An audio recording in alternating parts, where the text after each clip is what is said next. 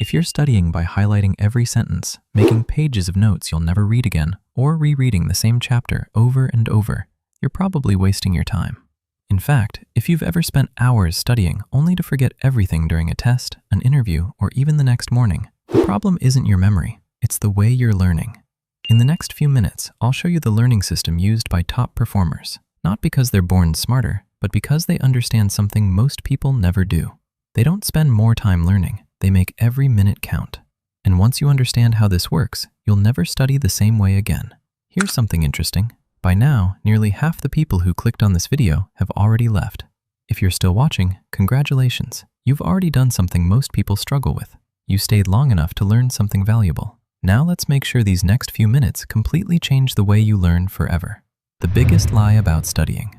Most people believe one simple equation. More study hours equals more learning. Sounds logical, right? Study for 10 hours, learn twice as much. Except that's not how your brain works. Think about food. If you eat twice as much in one sitting, your body doesn't digest it twice as fast. Actually, it slows down. You feel heavy, overloaded. Your brain works exactly the same way. Every single day you're consuming information. Instagram, YouTube, news, messages, assignments, notifications. By the time you finally sit down to study, your brain is already exhausted. Then you try to force even more information into it. Eventually, everything starts blending together. You stop understanding and start memorizing. A few days later, it's gone. That's because learning isn't about how much information you consume. It's about how much information your brain actually processes. Think of it like this. Learning equals information times efficiency. Imagine two students. One studies for 10 hours, but spends most of that time rereading and highlighting.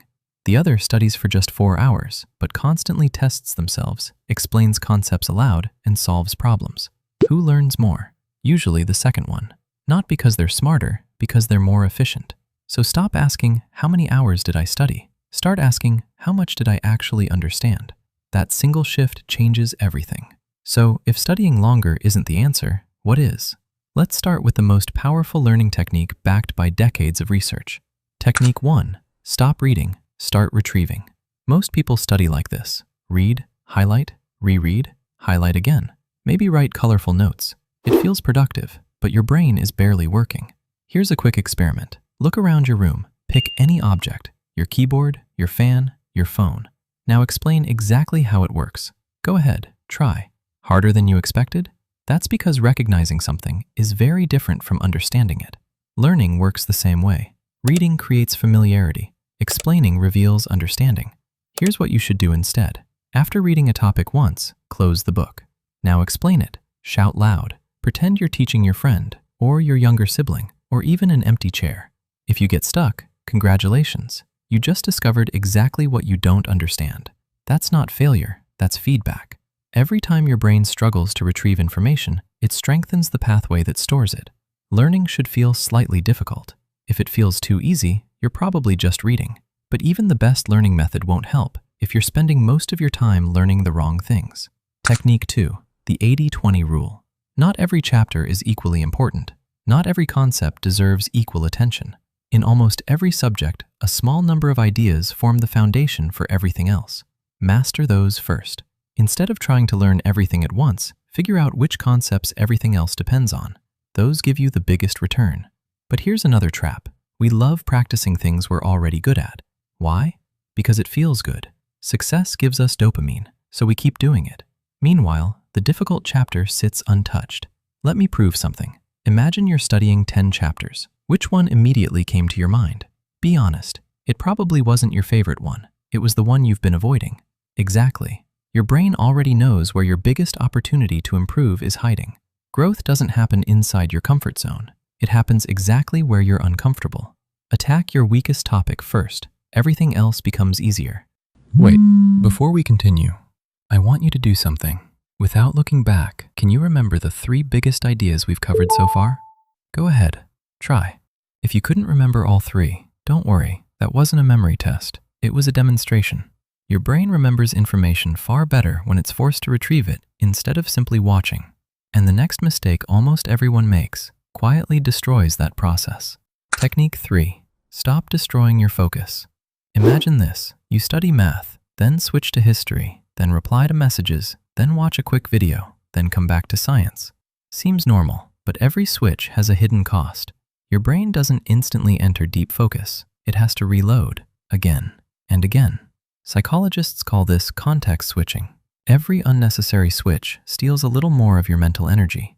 Instead, batch similar work together. If you're solving problems, solve problems. If you're writing, keep writing. If you're reviewing, review everything together. The fewer times your brain changes gears, the more energy stays available for actual learning. And here's something even more surprising. Even if you've mastered everything we've talked about so far, you could still be wasting nearly 30% of your learning potential because of one habit almost everyone thinks is productive. We'll fix that next. Technique 4. Do the hardest thing first. Let me ask you something. When you sit down to study, what's the first thing you usually choose?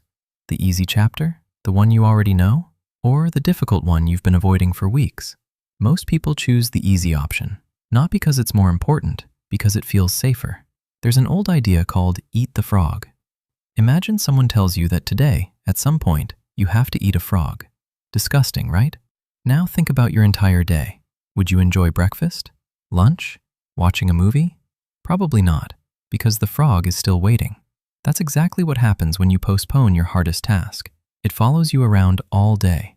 Even during your breaks, part of your brain keeps whispering, you still have to do it. Now imagine the opposite. You wake up.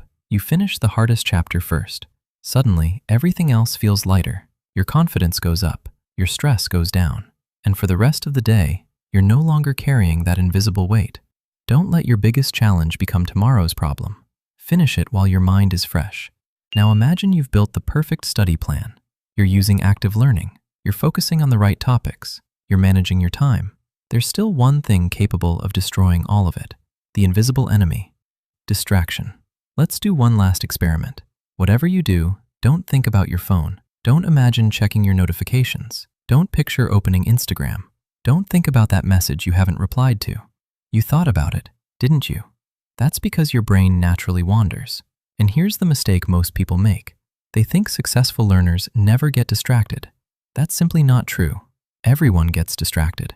The difference is, top learners notice it sooner and return to focus faster. Think of your attention like a puppy. If you yell at it every time it runs away, it doesn't learn. You gently bring it back, again and again. Eventually, it stays longer. Your attention works exactly the same way. One of the simplest ways to train this skill is meditation. Not because meditation gives you superpowers, but because every time your mind drifts and you bring it back, you're training the exact same mental muscle you'll use while studying. And don't forget your body. Sleep, exercise, eat well. Because your brain isn't separate from your body. It's part of it. Research consistently shows that regular physical activity improves memory, focus, and long-term learning. You wouldn't expect your phone to work properly on 5% battery, so why expect your brain to? Let's bring everything together. If you want to become someone who learns faster, stop chasing study hours. Start chasing understanding. Start retrieving. Stop trying to master everything. Master the concepts that matter most. Stop switching between 10 different tasks. Protect your focus. Stop running away from difficult work. And finally, take care of the machine doing all the learning, your brain.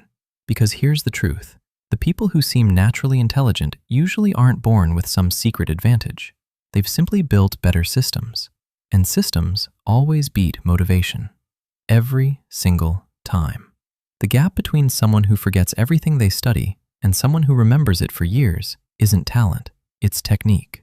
At the end, and if you have watched till here and found it useful, give a like.